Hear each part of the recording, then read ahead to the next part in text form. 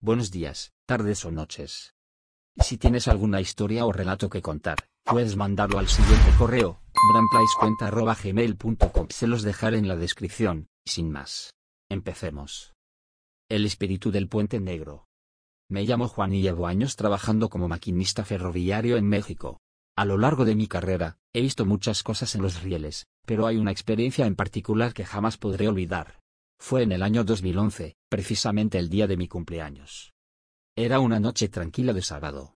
Me tocaba atravesar el tramo de Ciudad Valles, un recorrido que conozco como la palma de mi mano. Todo estaba en calma mientras avanzábamos por las vías. Como de costumbre, al acercarnos a cada pueblo, sonaba el silbato del tren para alertar a quienes pudieran estar cerca.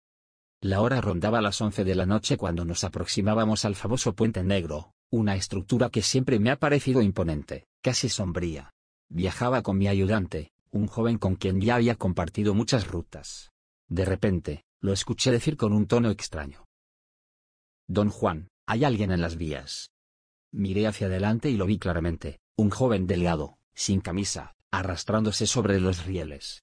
Mi primer pensamiento fue que quizás era alguien herido o inválido, porque, con horror, noté que no tenía piernas. Comencé a hacer sonar el silbato repetidamente, esperando que se apartara, pero aquel muchacho no se movía. En lugar de eso, continuaba arrastrándose hacia nosotros. Cuando el tren estuvo a escasos metros, el joven levantó la cabeza. Fue entonces cuando vi su rostro. Estaba demacrado, con una profunda herida que le rajaba la boca de lado a lado. No le distinguimos los ojos, solo un torrente de sangre que brotaba de sus cuencas vacías. El miedo me paralizó. Lo único que pude hacer fue cerrar los ojos en el momento en que el tren debía pasar por encima de él. Cuando finalmente nos detuvimos más adelante, bajamos a revisar. Buscamos rastros de sangre, piel, ropa, cualquier señal que indicara que lo habíamos atropellado. Pero no había nada. Absolutamente nada. «Vámonos, don Juan. Eso no es cosa buena», me dijo mi ayudante, con el rostro desencajado. Sin discutir, subimos de nuevo a la locomotora y retomamos la marcha. Habíamos dejado atrás el Puente Negro, y nos acercábamos al tramo conocido como la Coca-Cola. Intentaba calmarme, pero todavía sentía la tensión en el aire. Entonces ocurrió algo que jamás olvidaré. De reojo, vi algo moverse en la ventana del lado de mi ayudante. Antes de que pudiera reaccionar, el joven sin piernas volvió a aparecer, esta vez aferrándose al borde de la ventana con una mano huesuda y sucia. Su rostro se asomó, y aunque no tenía ojos, parecía estar mirándonos directamente. El joven estiró una mano hacia mi ayudante, como si intentara agarrarlo.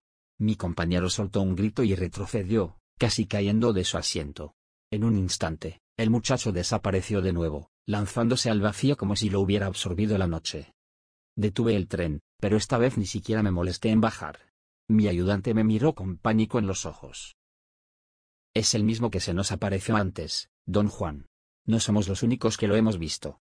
Con el tiempo, supe que otros compañeros habían tenido encuentros similares en ese tramo. Algunos lo han visto en las vías, otros aseguran haber escuchado su lamento cerca del Puente Negro o mientras limpian el camino en la rúa. Dicen que es el espíritu de un joven que perdió la vida trágicamente en esa zona, pero nadie sabe cómo o por qué sigue apareciéndose. Algunos creen que busca ayuda, mientras que otros aseguran que quiere arrastrar a alguien con él. Desde aquella noche, cada vez que cruzo ese tramo, me aseguro de rezar una oración y sonar el silbato con más fuerza, como si eso pudiera ahuyentar aquello que habita en las sombras del Puente Negro. El cliente de allá abajo. Hace 4 años, mis amigos y yo vivimos una experiencia que aún nos pone la piel de gallina cada vez que la recordamos. Éramos una banda musical que recién comenzaba, y una persona nos contactó para amenizar unos 15 años en una localidad de San Vicente. Estábamos emocionados, era de nuestras primeras tocadas cobrando bien, así que ensayamos con entusiasmo y nos preparamos para dar lo mejor de nosotros. Llegó el gran día. Temprano, cargamos nuestro equipo y nos dirigimos al lugar. La fiesta se llevaría a cabo en una galera. Llegamos, montamos el equipo y empezamos a tocar en cuanto la noche cayó. Todo marchaba bien, la música fluía, la gente bailaba y disfrutaba del ambiente. La fiesta terminó cerca de las 4 de la mañana. Estábamos cansados pero contentos por cómo nos había ido. Comenzamos a recoger todo el equipo mientras algunos borrachos seguían dormitando en las sillas. Fue entonces cuando todo empezó a ponerse raro. Mientras metía unas cosas a la camioneta, noté a un hombre parado cerca de una ventanilla. Al principio pensé que estaba orinando, así que no le presté mucha atención, pero al salir, Lo vi sentado en una piedra cercana. ¿No tendrá un cigarro?, me preguntó con voz grave. No, no traigo, le respondí, algo incómodo porque no podía verle bien el rostro. La luz era tenue, pero pude distinguir que llevaba un sombrero, una camisa blanca y un pantalón negro que se confundía con la oscuridad. El hombre no se movía mucho, pero me observaba con atención. Seguí trabajando y, más tarde, cuando subía los últimos cables junto a un amigo, el extraño nos volvió a hablar. ¿Y cuánto cobran, oiga? Mi amigo empezó a explicarle nuestras tarifas y las horas que tocábamos. Durante la conversación, el hombre se levantó. Fue entonces cuando nos dimos cuenta de algo que nos dejó helados: era inmensamente alto. Yo mido 1,85 metros, y apenas le llegaba al hombro. Nos miramos entre mi amigo y yo, con una mezcla de desconcierto y temor. Aquel hombre no había estado en la fiesta, lo habríamos notado de inmediato por su altura descomunal. Su presencia se sentía extraña, como si no perteneciera a este mundo. Intenté mantener la compostura y le ofrecí una tarjeta de la banda. Cuando se la entregué, me fijé en algo que me dejó paralizado: su mano era completamente negra, con uñas largas y afiladas. Sentí un escalofrío recorrer mi cuerpo. El hombre tomó la tarjeta, pero entonces me agarró la muñeca con una fuerza brutal. Oiga, suéltame, le dije, intentando zafarme. Mi amigo intervino, tratando de ayudarme. Lo sujetó del brazo, pero soltó un grito de dolor. Está caliente, cabrón, quema. El extraño finalmente me soltó. Se enderezó y, con una voz profunda que resonó en el aire, nos dijo: les voy a marcar para un trabajo. En ese momento llegaron los demás integrantes del grupo junto con dos muchachos que habían estado bebiendo. Nos rodearon, curiosos por lo que estaba pasando. Pero el hombre solo nos miró, sonrió y dijo: es allá abajo donde tienen que tocar. No entendimos a qué se refería, pero el olor que comenzó a emanar de él fue insoportable, como a huevo podrido y carne en descomposición. Dio un paso atrás y agregó: a ver si aguantan el calor. Nos quedamos petrificados. De pronto, su cuerpo comenzó a desprender un zumbido, y vimos que muchas moscas empezaron a rodearlo. El pánico nos invadió. Retrocedimos, y en ese instante, un grito desgarrador resonó en toda la galera. Fue un sonido inhumano, que nos obligó a salir corriendo. Sin mirar atrás, nos refugiamos en la casa de la quinceañera, donde les contamos lo que había pasado. Algunos de los familiares, intrigados y preocupados, nos acompañaron de vuelta a la galera para investigar. Pero cuando llegamos, no había nada ni nadie. Ni rastro del hombre, ni de las moscas, ni del olor. Solo un silencio abrumador que hizo que todos decidieran marcharse rápidamente. Desde entonces, cada vez que contamos esta historia, alguien siempre dice: ese cliente no era de aquí. El perro que no era un perro. Tenía 15 años cuando me sucedió algo que jamás he podido olvidar. En ese entonces, me encantaba correr por las tardes. Era mi manera de despejarme y mantenerme activa. Siempre iba con una amiga del Covach, y solíamos correr rumbo al castillo de Beto Ramón, un lugar conocido por su tranquilidad y las vistas que ofrecía al atardecer. Aquella tarde no fue diferente. Corríamos como de costumbre, pero en el camino mi amiga se encontró con su novio. Decidieron quedarse un poco atrás para platicar, y yo, para no interrumpir, me adelanté sola por el sendero. El cielo comenzaba a oscurecer, y noté que ya no había casi nadie más caminando por el camino.